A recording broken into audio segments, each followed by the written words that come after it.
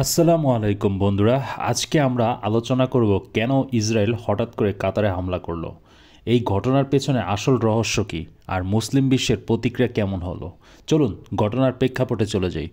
2025 সালের 9 September Israel কাতারের রাজধানী দোহায় একটি বড় আক্রমণ চালায়। তাদের দাবি ছিল টার্গেট হামলায় শীর্ষ নেতৃত্ব এবং যারা তখন যুদ্ধবিরতির আলোচনায় বসেছিল। এই হামলা শুধু সামরিক অভিযান নয়, বরং বিশাল রাজনৈতিক এক বার্তা। চলুন হামলার সম্ভাব্য কারণগুলো জেনে নেই। হামাস নেতৃত্বকে ধ্বংস করা। ইসরায়েল বলে তারা সরাসরি হামাসের লিডারদের মারতে চেয়েছে। ইসরায়েলের উদ্দেশ্য হলো যারা গাজা নিয়ে কথা বলবে তাদের ধ্বংস করবে, যারা গাজার প্রতিনিধিত্ব করবে তাদের ধ্বংস করা হবে। তো বন্ধুরা, শান্তি আলোচনাকে ভেঙে দেওয়া ছিল তাদের একটি টার্গেট। কাতারে সেই সময় যুদ্ধবিরতির আলোচনা চলছিল, যা নেতানিয়াহু চায় না। ইসরায়েল হয়তো ভয় পায় হামাস যদি আন্তর্জাতিক স্বীকৃতি পায় তাহলে ইসরায়েলের কৌশলগত সুবিধা কমে যাবে, তাই সরাসরি সে আলোচনাকে আঘাত করেছে। হামাসের মনোবল ভাঙা। দোহা ছিল হামাসের নিরাপদ আশ্রয়ের জায়গা। সেখানে হামলা চালিয়ে বার্তা দিল তোমাদের কোথাও নিরাপদ জায়গা নেই। কাতারকে চাপ দেওয়া। কাতার বহুদিন ধরে হামাসকে রাজনৈতিক আশ্রয় দিয়েছে। ইসরায়েল হয়তো চেয়েছে কাতারকে ভয় দেখাতে, যেন তারা ভবিষ্যতে আর হামাসকে সমর্থন না করে। আধিপত্য ও প্রভাব বিস্তার। এই হামলা দিয়ে ইসরায়েল বোঝাতে চেয়েছে আমরা চাইলে মুসলিম বিশ্বের যে কোনো জায়গায় আঘাত করতে পারি। এটা ছিল শক্তি প্রদর্শনের এবং পুরো অঞ্চলে তাদের প্রভাব বিস্তারের একটা কৌশল। গ্রেটার ইসরায়েলের ধারণা নাড়া দেওয়া। ইসরায়েল ধীরে ধীরে গ্রেটার ইসরায়েলের স্বপ্ন বাস্তবায়নের পথে হাঁটছে।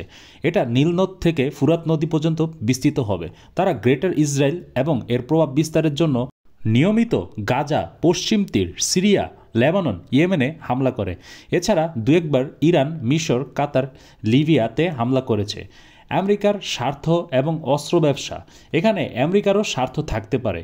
সংঘাত বাড়লে উপসাগরীয় দেশগুলোতে যুক্তরাষ্ট্র থেকে আরও বেশি অস্ত্র কিনবে। নিরাপত্তার জন্য আমেরিকার ছাতার নিচে থাকতে চাইবে। আমেরিকার অস্ত্র ব্যবসাগুলো ফুলে ফেপে উঠবে। আমেরিকার প্রভাব আরও বৃদ্ধি পাবে। তো আমেরিকার টার্গেটও পূরণ হচ্ছে। তো বন্ধুরা, কাতারে হামলায় মুসলিম বিশ্বের কীরকম প্রতিক্রিয়া দেখা গেল। দোহায় আরব ইসলামিক জোটের জরুরি বৈঠক হয়েছে। মিশর ন্যাটোর মতো ইসলামিক সামরিক বাহিনী গঠনের প্রস্তাব দিয়েছে। মনে হয় না এটা সফল হবে।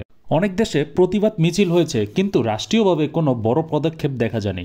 তুরস্ক ও ইরান সরাসরি জোরালো নিন্দা জানিয়েছে। সৌদি ও আরব আমিরাত সাবধানে প্রতিক্রিয়া জানিয়েছে, কারণ তাদের অর্থনৈতিক এবং কূটনৈতিক স্বার্থ পশ্চিমাদের সাথে জড়িত। অনেক মুসলিম দেশের নিরাপত্তা, প্রযুক্তি, অস্ত্র, অর্থনীতি পশ্চিমাদের উপর নির্ভরশীল। বন্ধুরা, ইসরায়েল জানে মুসলিম বিশ্ব সমালোচনা ছাড়া আর কিছুই করতে পারবে না। তাদের মধ্যে ঐক্য নেই, সামরিক শক্তির ব্যবহার নেই, তারা পশ্চিমাদের উপর নির্ভরশীল। ইসরায়েল সামনে এমন বা এর চেয়ে আরও ভয়াবহ আক্রমণ চালাবে, কারণ তারা জানে কেউ বাস্তবে বাধা দেবে না। বন্ধুরা, ইসরায়েল চায় পুরো মধ্যপ্রাচ্যে একটা ভয়ভীতি তৈরি হোক, যেন কেউ তাদের বিরুদ্ধে দাঁড়াতে সাহস না করে। ইসরায়েল বলে যারা আমাদের স্বার্থের বিরুদ্ধে কাজ করবে তারাই আমাদের টার্গেট হবে। ইসরায়েল দেখলো এরকম হামলার পরে কীরকম প্রতিক্রিয়া আসে, এ অনুযায়ী তারা পরবর্তী পদক্ষেপ নেবে, কারণ তারা প্রতিবারই টেস্ট করে, পরবর্তী সিদ্ধান্ত নেয়। ধন্যবাদ বন্ধুরা, এই ছিল আজকের আলোচনা।